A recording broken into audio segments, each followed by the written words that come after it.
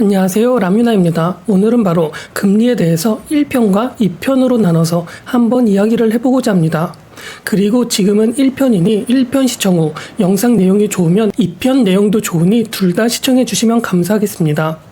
지금 현 경제 상황을 본다면 금리가 높은 상황이 펼쳐지고 있다는 것은 누구나 알고 있을 것입니다. 채권 가격이 하락을 하게 되어버리면서 채권 금리도 높아지게 되고 이로 인하여 이자율이 증가하면서 시장 금리 또한 높아지고 있으니까 말이죠. 하지만 이러한 상황에서 경제 공부를 하는 혹은 주린이들은 금리가 어떻게 형성이 되는지, 기준금리 외에도 시장금리나 중립금리 등도 같이 존재하게 되는지, 금리라는 것은 결국 채권의 가치로 인하여 결정이 되는지, 이러한 것은 잘 모르는 분들도 많이 있을 것입니다. 그렇기 때문에 오늘은 이러한 것을 이야기를 한번 해보고자 하니 영상 끝까지 시청해 주시면 감사하겠으며 라뮤나 구독과 좋아요 꼭 부탁드리겠습니다. 그리고 제가 이번부터 구독 서비스와 유료 댓글 서비스 등도 같이 운영을 하게 되었으니 영상 내용이 좋거나 라뮤나에게 커피라도 사주시고 싶으시다면 이러한 것도 많은 관심 부탁드리고 지루하지 않도록 바로 시작해 보도록 하겠습니다. 자, 일단 여러분들은 금리라는 것을 알고 있을까요? 금리는 경제시장에서 무척이나 중요한 단어일 것입니다. 금리라는 것은 돈의 가치를 결정을 할 수 있으며, 금리가 오르게 되면 돈의 가치는 올라가게 되고 금리가 내리면 돈의 가치가 내려가게 되는 것처럼 금리라는 것은 무척이나 중요하니까 말이죠. 또 이 금리라는 것은 작은 차이가 발생하게 되더라도 수천 혹은 수억 명의 생각과 행동 양식을 바꾸며 어쩌면 생활과 운명까지 바꿀 수 있는 것이 바로 금리가 될 것입니다. 이렇게 금리라는 것은 우리 삶에 있어 무척이나 중요하지만 안타깝게도 대부분의 사람들은 너무나도 관심이 없는 것이기도 하고 말이죠. 그저 은행에 돈을 맡기면 나오는 이자가 달라진다, 이 정도만의 금리만 이해를 하고 있는 분들이 다수일 것입니다. 자신의 기업 비밀을 남들이 많이 아는 것을 원하지 않는 것처럼 정부와 은행은 사람들이 금리의 비밀을 아는 것을 원하지 않고 있습니다. 그렇기 위해서라도 우리는 금리라는 게 무엇인지 알아야 하며, 우리가 현명한 판단을 내리기 위해서는 무엇보다 금리에 대해서 이해할 필요도 있다는 것이기도 하고 말이죠.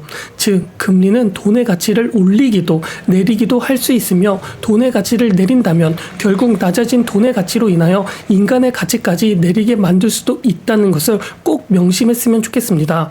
만약 100kg의 몸무게를 가진 누군가가 살을 빼려고 한다고 가정을 했을 때, 살을 빼려면 결국 적게 먹어야 하고 운동을 해야 할 것입니다. 하지만 누군가가 체중계를 조작을 하여 누군가의 몸무게를 100kg에서 70kg으로 만들어줬다고 한다면 남자는 자신이 살이 빠졌다고 착각을 할 것이고 평소보다 더 먹기 시작을 할 것입니다.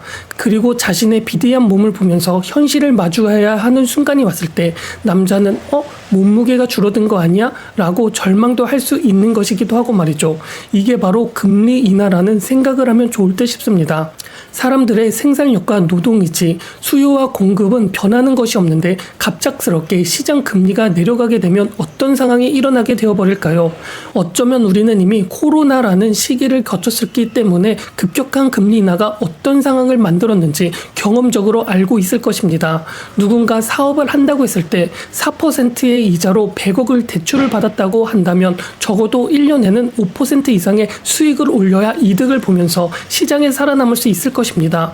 만약 평소에 간신히 5%의 수익을 올리고 있었지만 느닷없이 정부가 금리를 반으로 내리게 된다면 그의 수익은 5%에서 4%를 뺀 1%가 아니라 5%에서 2%를 뺀 3%의 수익을 올리게 되는 것입니다.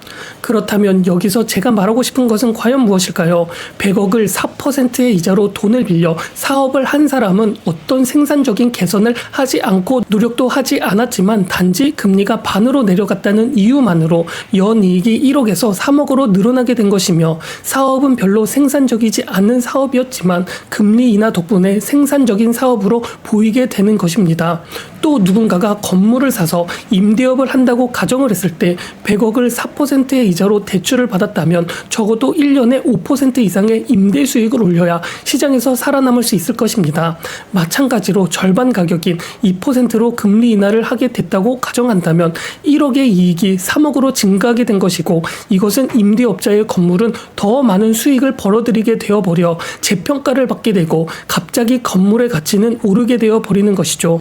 이런 금리 인하의 효과는 시장 원리하에서는 돈을 벌지 못했던 사람들, 자격이 없는 사람들에게 갑작스러운 부를 안겨줄 수 있을 것입니다. 그리고 쉽게 번 돈은 결국 쉽게 사용하기 쉽고 쉽게 투자가 되기 쉽기도 하죠.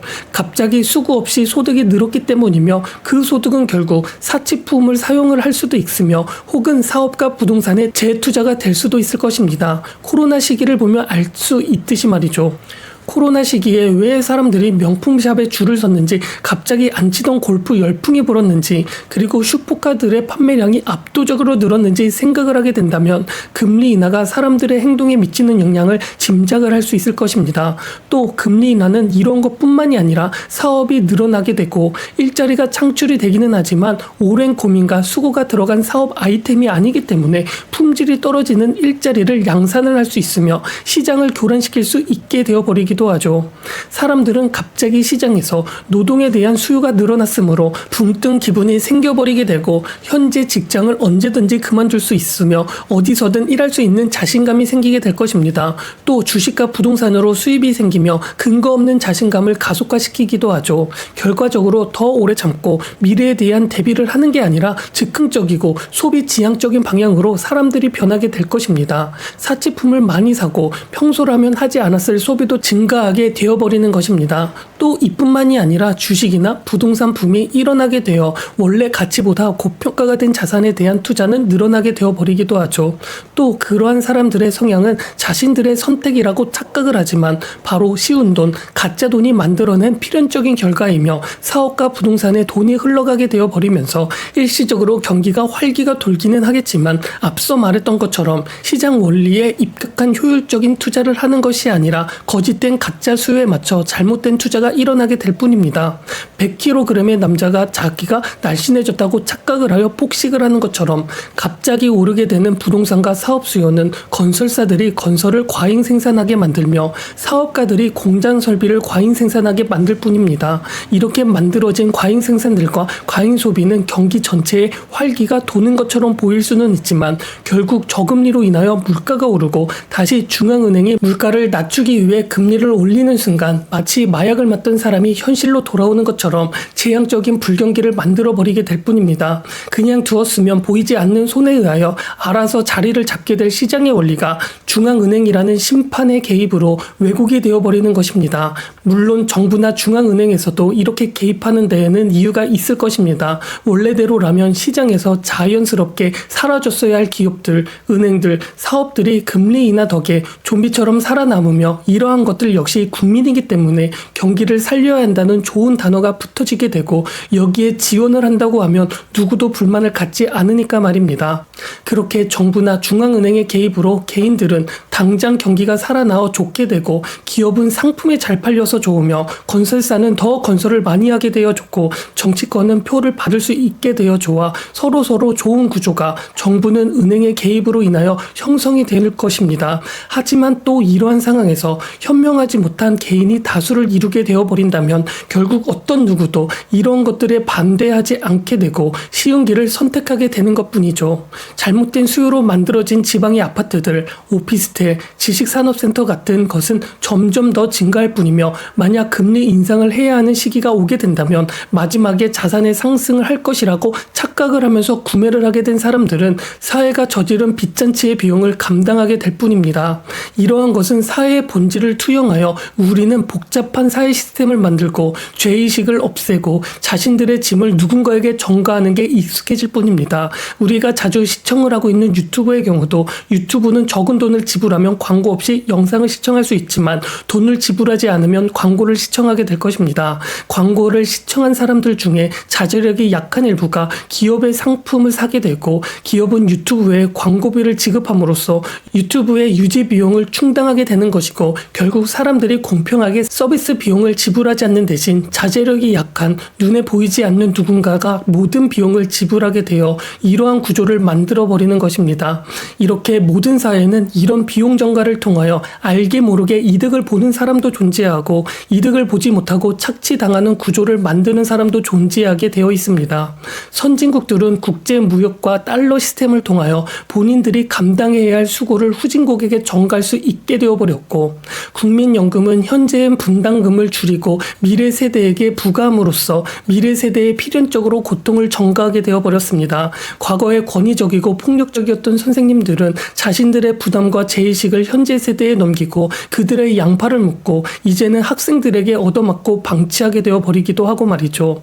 따라서 금융을 이해하면 사회의 본질이 보일 수밖에 없습니다. 마치 정크푸드를 먹어 몸을 망친 후 수백만 원을 들여 운동을 하고 다이어트를 하는 것처럼 하지 않아도 될 쓸데없는 비효율들이 삶에 있어서, 세상에 있어서, 경제에 있어서, 금융에 있어서 반복되고 있으며, 이런 시스템은 결국 개인이 고칠 수 없게 되어버렸습니다. 그렇기 때문에 모두가 미쳤을 때에는, 모두가 정신이 차렸을 때까지 기다릴 수밖에 없으며, 여기에 가장 중요한 것은 바로 미쳤는지, 모두 정신을 차리고 있는지 관심을 가지는 것이죠. 무언가를 할 자유를 요구하지도 말고 하지 않을 자유를 추구하지 않고 지식과 지혜, 진리를 통하여 나 자신을 보호하는 방법을 찾을 줄 아는 것이 가장 중요할 것입니다. 이렇게 1편을 마치며 라뮤나 구독과 좋아요 부탁드리고, 1편 영상이 도움이 되셨거나 내용이 좋으셨다면 2편도 있으니 2편도 같이 참고해 주시면 감사하겠습니다.